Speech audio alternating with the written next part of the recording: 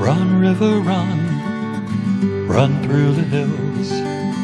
Run, river, run to the sea. Run, river, run to your place beneath the sun. Run, river, run over me.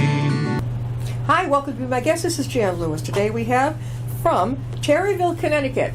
They drove up here, and we have Roy Wnek. Did I say that right, Roy? Wnek, yes, exactly. Yes. Welcome, Roy. And he came in from Terryville, and he is part of the Litchfield Community Writers Group in Connecticut. And where did I see it written about you? How did we connect? You sent me an email. I'm not really sure. Actually, that's a good question. You know what it was? Probably to let people know in all the different New England writers groups that they can certainly come on the show. We certainly have a lot of them, too. It's important to get the word out. You never know who's watching.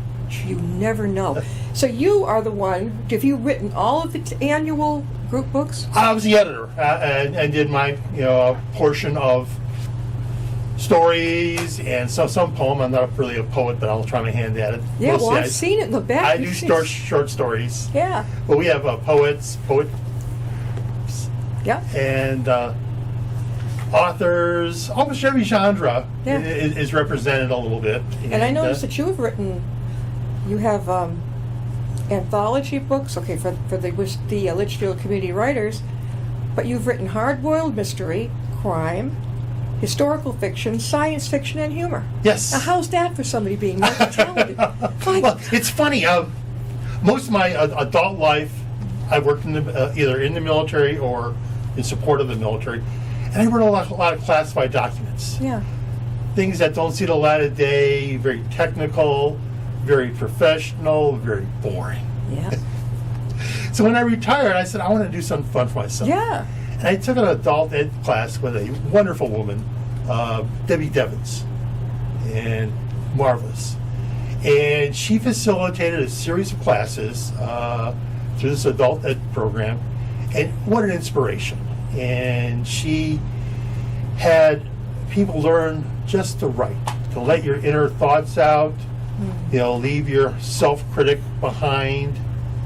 And after a number of us took every class she had to offer, she mentioned, well, folks, instead of taking my classes, why don't you form your own writers group? Yeah.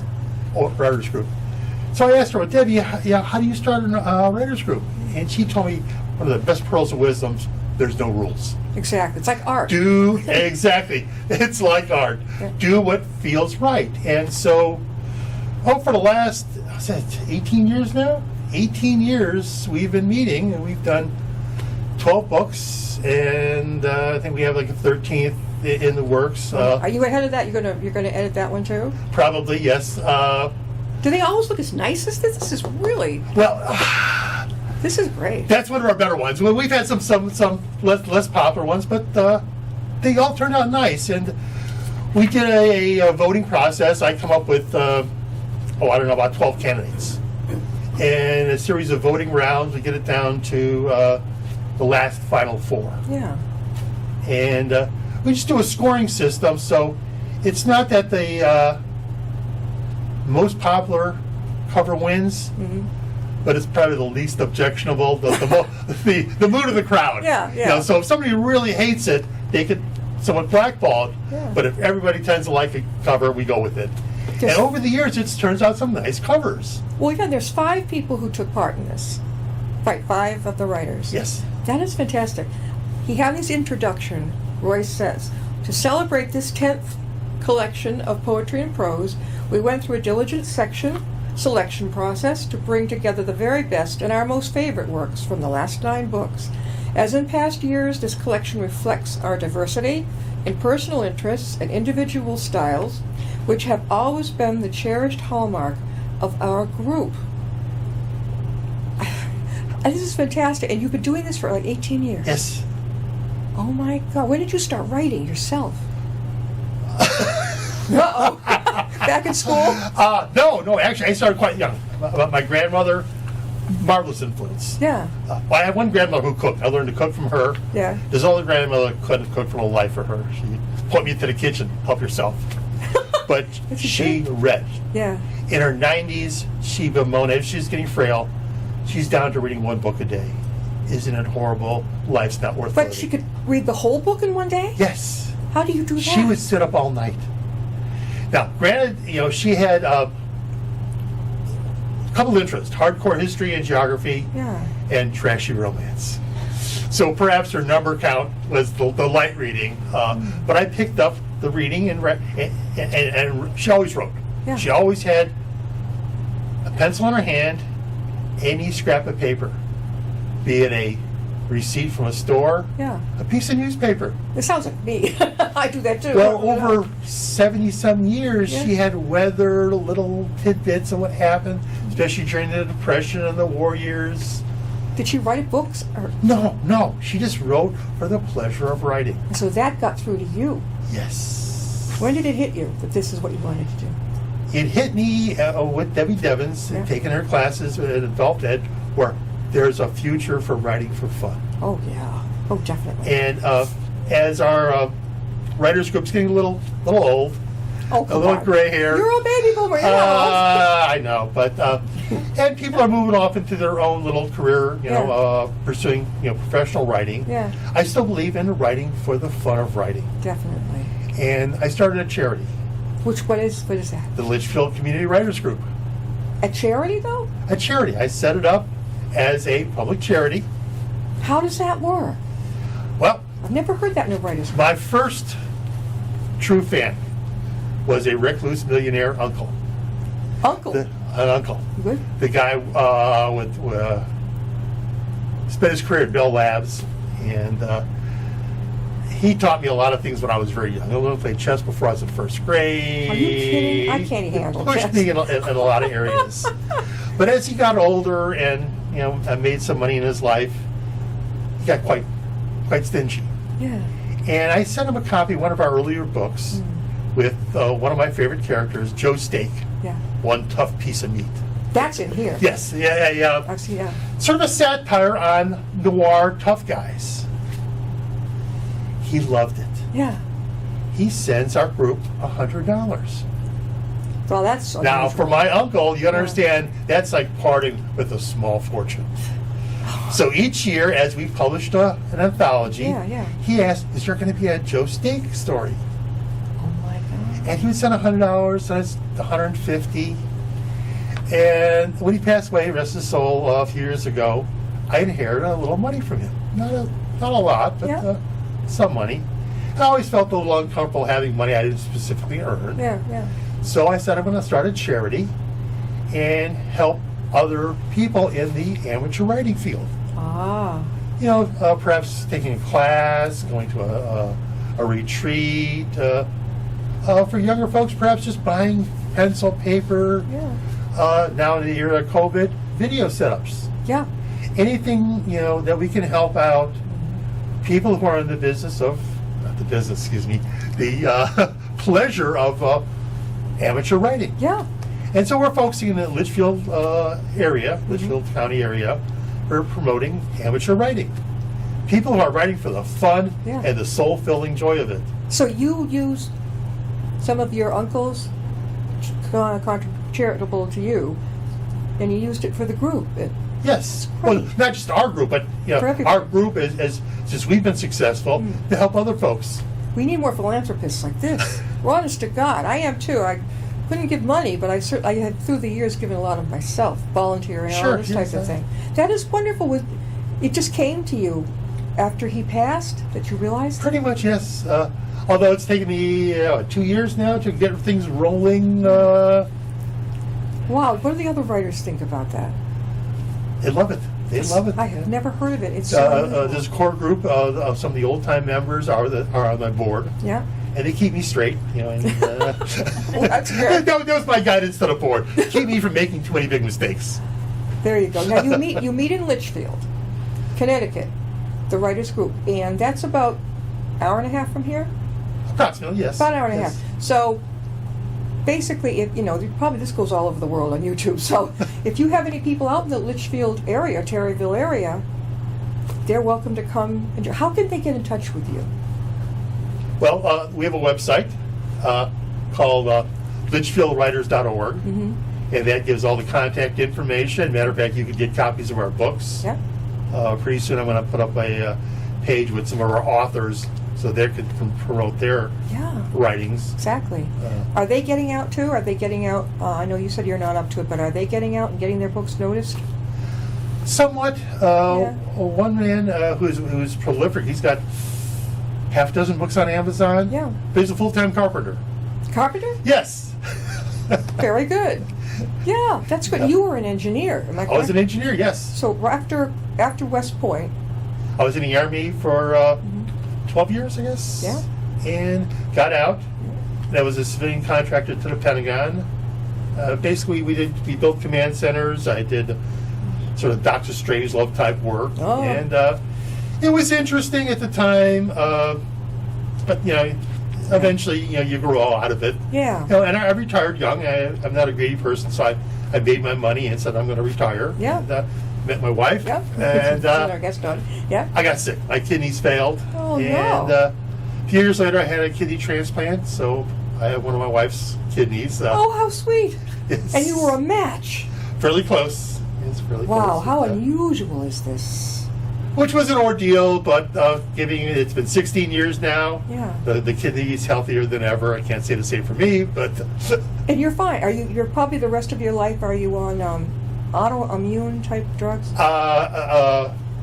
Immune suppressant. Immune suppressant. Yes. Yeah. Now, one of them I take, they're finding in lab rats, it makes people, or the rats live 3 times longer than normal. The stuff that you have to take? Yes. Oh, you're in for a ride. So. And you said it was your grandmother who passed as early as 90 something? Who was it that you said? Well, yeah, my grandmother died at 97. Couldn't quite make 100. Just a kid. And, Oh my gosh. We are talking with Roy Wnek, and he is an author, but he's also the editor for the Litchfield Community Writers Group, Litchfield, Connecticut. And he is very responsible for putting these books together. The writers, they choose who's going to be on it, not favoritism, but just like the grand vote. Yep. And he's got, I believe, 5 writers. Am I right? 5 of them? approximately, yeah. It varies from year to year. And I'm looking for his right now. I was looking at the back of it. Okay, where is that one? Tell us what the Another Bite of Steak was about. Another Bite, I don't remember exactly, Another Bite of Steak. But Joe Steak is patterned after a noir type tough guy. Yeah. He uses a lingo from the 1940s, and trouble is, Joe Steak is really a janitor. Oh, yeah. He works in an apartment building, and each of the chores he has to do, he fantasizes that he's a detective, a gumshoe, working on a tough case. And when the landlord comes around to complain about something, Yeah. Joe Steak is talking about, it's a tough piece of meat, but I could deal with the DA. Where did you come up with that name? I don't know. I really don't know. It sounded interesting at the time. It does. And then you've got one at the Martian Mall. What's that? At the Martian Mall is another favorite character of mine, Blaster McReady. How do you say it again? Blaster McReady. Okay. He's a retired space marine. Yeah. And he just travels around the solar system, getting into bizarre adventures. Yeah. And it's based on the drawings of an artist from the late 40s, early 50s, Chester Bonestell. And he drew a number of science fiction type watercolors and various art. I think you've done art in this one too. Portraying what we thought space travel would be like before we knew what it was like. So I went with that theme that traveling around the solar system is quite easy. You just jump on a spaceship and fly around. Yeah. And so Blaster McReady is sort of a guy, old veteran, reliving his wild youth by doing crazy things. And there's a picture. Now, is that from the man you were just talking about with his artwork? There's Could be, could well be. Looks like Bill on Mars with the little spaceships all around. Yes, exactly. And that's the mall. Yeah. Boy, is that looking into the forever future? Future, yes. You are so talented. You've got all these different genres. You've got the sci-fi, mysteries. Have you always been that way? Pretty much. I have a restless ambition. Yeah. And, one of the things we're working on, just as a total aside, we're building a concrete mold. Mold? Mold. We want to make planters. Some Fantastic. decorative planters for our patio. You're an entrepreneur. And they Art. tend to get very expensive, and especially when you add shipping. Yeah. So we decided we're going to make a mold. With a lot of woodworking, we built a big box that we're going to fill with lightweight concrete of our own design, and basically produce a number of planters. That's fantastic. What material will they be out of, though? The clay? Well, it's actually going to be a concrete. Yeah. But most concrete has gravel as a component of it, Yeah. which tends to be heavy. We're using perlite, like you put in potting soil. Yeah. Perlite does the same thing. It acts like an aggregate, but it's a lot lighter. Oh. So When's this going to happen? When is this going to be done? It should be done in the next week or so. How can you sell them? Get that out there. Well, we're not going to sell them. We're for our own, You're just gonna our own need, and we need about 8 of them. So Yeah. And you come up with these ideas. exactly. So This is a true entrepreneur. Boy, do I relate to this. I saw my father when he retired. He was bored. He had fishing, and that was it. A lot of TV watching, and I wasn't going to do that. Yeah. So I find myself in retirement having too much to do, which I love. I love having stuff that I can get my teeth into, get my brain into. Yeah. Did you have kids? No. No. We just have one very small dog. A very small dog. I'm thinking, what does your family think about all these great things you're doing? Do they not know what to make of it?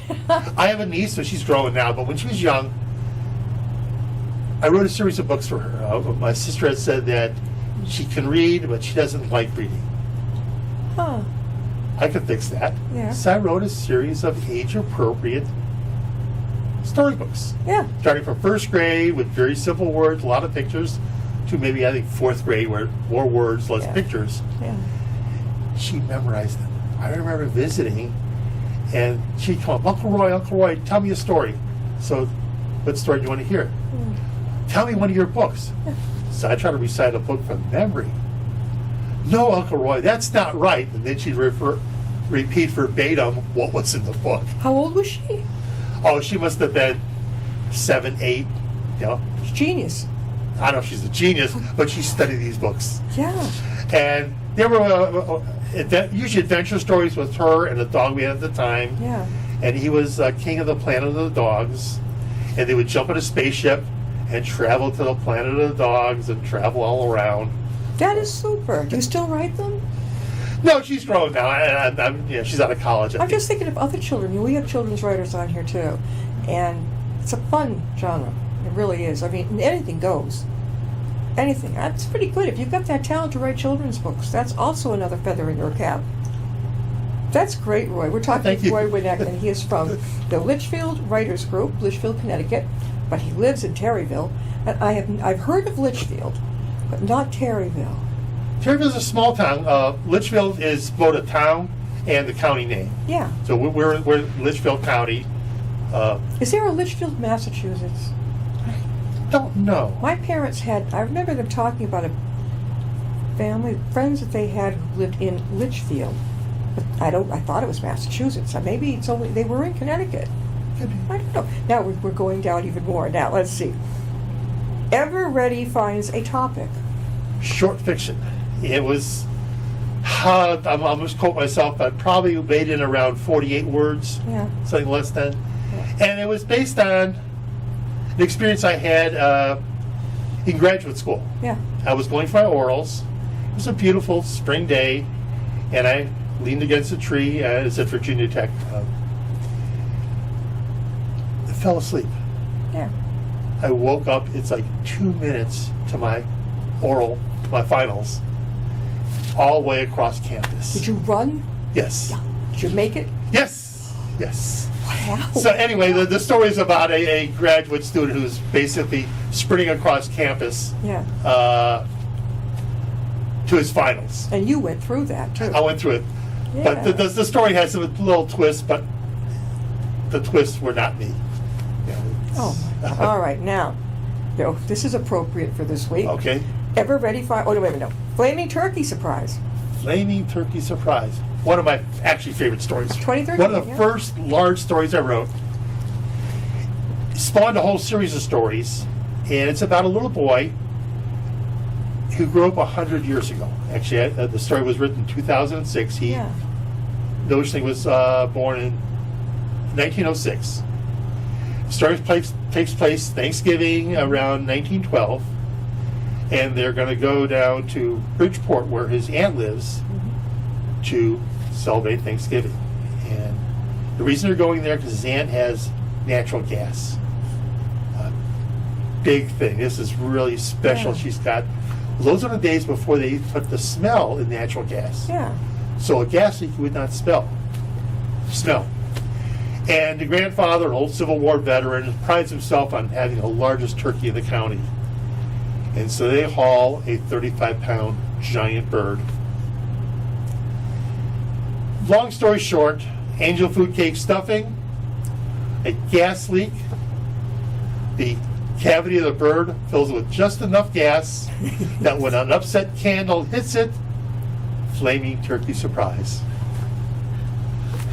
Did you go through something like that? No. This was all totally made up. Totally made up. You said up. 1906, right? Yeah, 1912 when the story took place. 1912, yeah. My grandfather graduated from Clark in 1908. Yes. You know Clark University here in Massachusetts? Yes, of course. What college did you go to again after West Point? Oh, West Point. I started collecting. I went to Boston University, Where? Boston, Oh, yeah, BU. and got an MSBA. It was an MBA, but I spent an extra year. Yeah. I'm a masochist for education. So you were good at math, right? Very good at Okay. math. How were you in English? But the thing is here, you are talented with, I bet you did well in English class too, if you could write. Yep. Wow. And then I got a degree in computer engineering Yeah. from the Air Force Institute of Technology, Yeah. and then a computer science degree.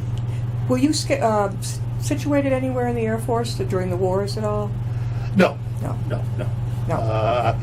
The Army just happened to send me to an Air Force school. Yeah. That's And, interesting. Then I dropped out of a number of PhD programs for various reasons, like I was bored. I got you. Oh, God. I was doing more teaching. I taught at Virginia Tech for like 20 years. What did you teach? Computer science.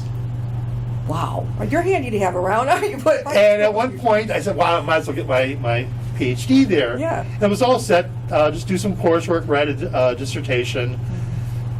I said, do you really want me to take these classes? And they go, yeah, you should. Yeah. So I've been teaching one of them for 10 years. Yeah. Do you really want to take it? Yeah. They go, oh, no, that doesn't make sense.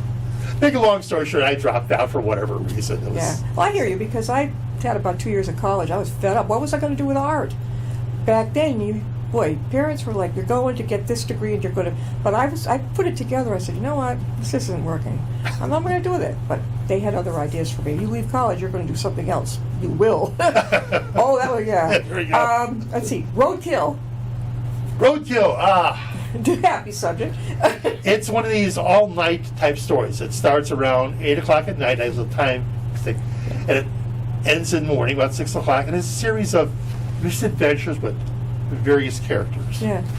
One is a collector for the organized crime area called Bad Bobby Blanco. Mm-hmm. And there's Madame Arena, a fortune teller, a fake gypsy fortune teller. I've got the other characters. And it's just a madcap series of events throughout. Yeah. You have a good The night. imagination. Do you have a piece of paper bedside with, I don't know, for myself, if I have something I will take, you said your uncle did this, who in your family did My grandmother. Your grandmother. Well, rip off a piece of something or whatever, or write on top of a magazine that's something I want to check out the next day. But I should. But the thing is, if I start thinking about it and I can't go to sleep, then I will get up and go look at it. Could be the middle of the night. I mean, really, we're talking again with Roy Wnek. Roy, how can they reach you if they have any questions?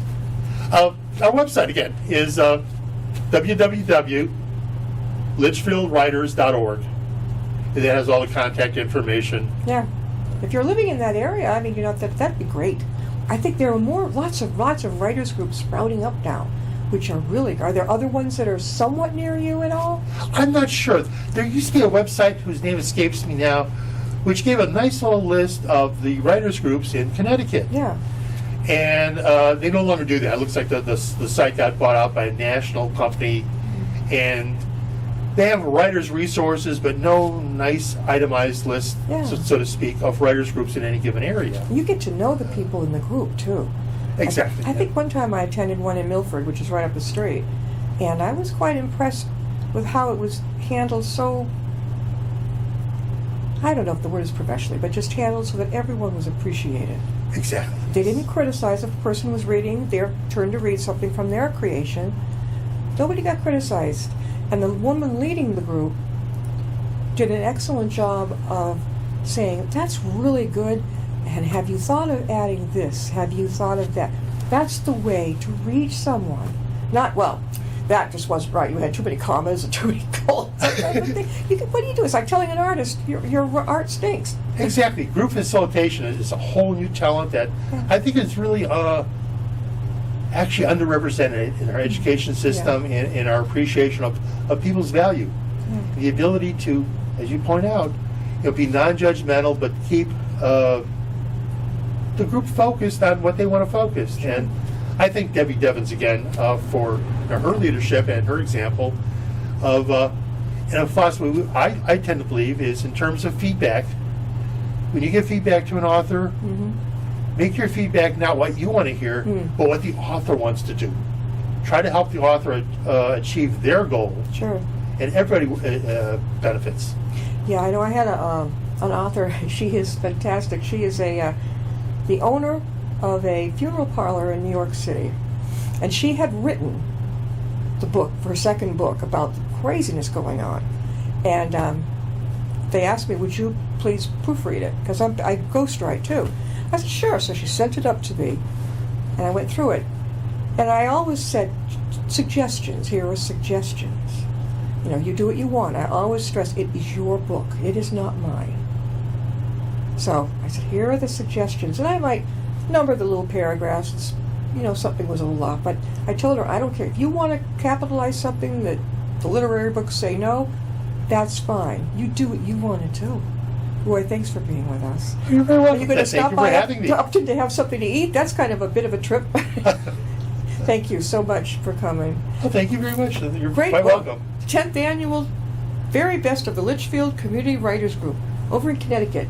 And if you happen to be watching over in Connecticut, give Roy a buzz or talk to him on his website. See if you can go over and join him.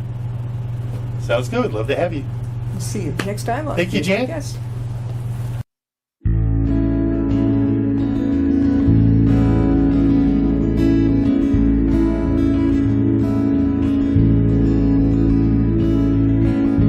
Riding on a shooting star, heading out toward a dream. Tomorrow's even closer than it seems.